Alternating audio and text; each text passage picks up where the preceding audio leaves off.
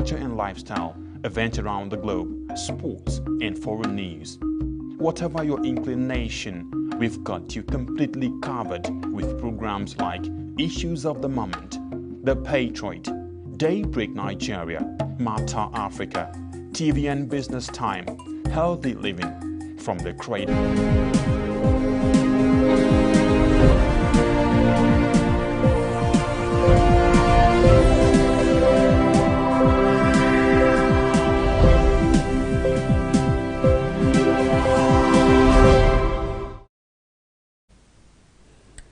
Here are some news updates at this time on Television Nigerian. I am Charles Ibe.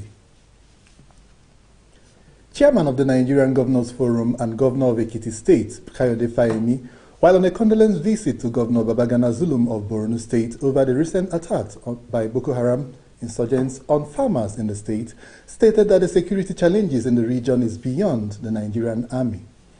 The governor, who was accompanied by the governor of Sokoto State and the vice chairman of the forum, Aminu Waziri Tambua, and the governors of Kebbi State, Niger, and Kwara State, insisted that Nigeria's soldiers needed more support to tackle the security challenges of insurgency, banditry, kidnapping, and armed robbery affecting many parts of the country. This comes amidst growing concerns about the insurgents, the resurgence of banditry and other criminal vices in the country, with many calls for the president to rejig the leadership of the country's security apparatus. The Minister of Federal Capital Territory, Musa Bello, has told the Nigerian Senate that the FCT administration spent 38.5 billion naira to tackle the coronavirus pandemic within Abuja, especially during the lockdown period. Bello, who briefed members of the Senate Committee on the FCT while presenting the revised 2020 budget of the ministry, said the funds were spent on provision of security services, provision of palliatives for indigent residents, as well as assisting neighboring states who were distressed. He added that the territory also provided healthcare services for both residents and non-residents of the city, while the FCT administration realized the sum of 136 billion naira from various sources, representing 54% of the 232.8 billion naira earlier projected by the agency. A fuel tanker in the early hours of Wednesday caught fire at the Marlborough section of the Lagos-Ibadan Expressway, causing serious traffic gridlock at the area, while firefighters battled to contain the fire outbreak. This is coming barely 25 days after a fuel-laden tanker went up in flames at the Kara end of the Lagos-Ibadan Expressway, where the Federal Road Safety Corps has confirmed no fewer than 2 persons dead, with 29 vehicles burnt in the incident. It was still unclear the number or levels of casualties involved as at the time of filing this report.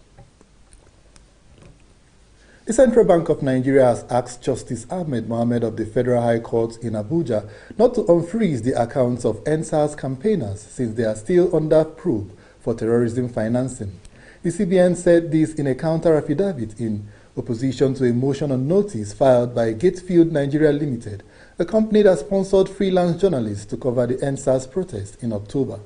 The Apex Bank had, through an ex parte motion, frozen the accounts of Gatefield Nigeria Limited and 19 other persons who played prominent roles in the protest, while Gatefield opposed the CBN's action in court, insisting that the act was illegal because the Apex Bank had frozen the accounts even before the court order to do so was obtained. The CBN, however, made no mention of NSAS in the court papers, but only told the court that all those whose accounts were frozen were under probe for suspected terrorism, while none of the accused persons has been invited for questioning.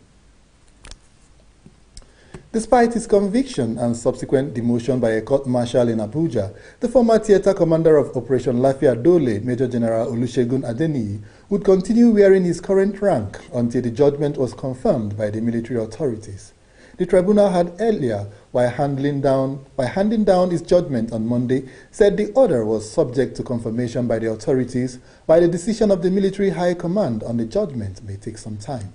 The tribunal had found Adani guilty of violating military social media guidelines and ordered his demotion by at least 3 years, while his aide, Private Tokunbo Obanla, who was prosecuted alongside the general, was also found guilty and sentenced to 28 days in jail with hard labor. And on the foreign scene, United States Attorney General William Barr on Tuesday said the Department of Justice had found no evidence of widespread voter fraud that could upturn the November 3rd elections, which was won by Democratic candidate Joe Biden. This is contrary to claims by President Donald Trump, who lost to the former vice president, that the election was rigged against him, with its campaign organization challenging the results in key battled states where its lawsuits have largely been unsuccessful.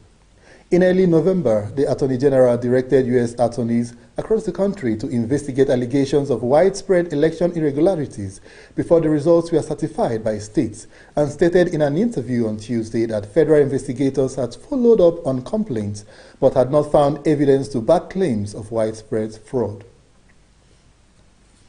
The UK has become the first Western country to approve a COVID-19 vaccine, with its regulator clearing Pfizer Incorporated and biotech's shots ahead of decisions in the US and European unions, according to news reports. The emergency authorization clears the way for the deployment of a vaccine that is expected to play a significant role in the global efforts to halt the coronavirus pandemic, while Pfizer and its German partner said in November that the shot, relying on novel technology called messenger RNA, was 95% effective in a final analysis on clinical trial data. The vaccine will be available in Britain from next week, according to a statement from the UK government, while doctors across the country were put on standby for a possible rollout for the government as Britain's death toll to the pandemic nears 60,000. And that's the news at this time on Television Nigeria, and many thanks for watching. I am Charles Ibe.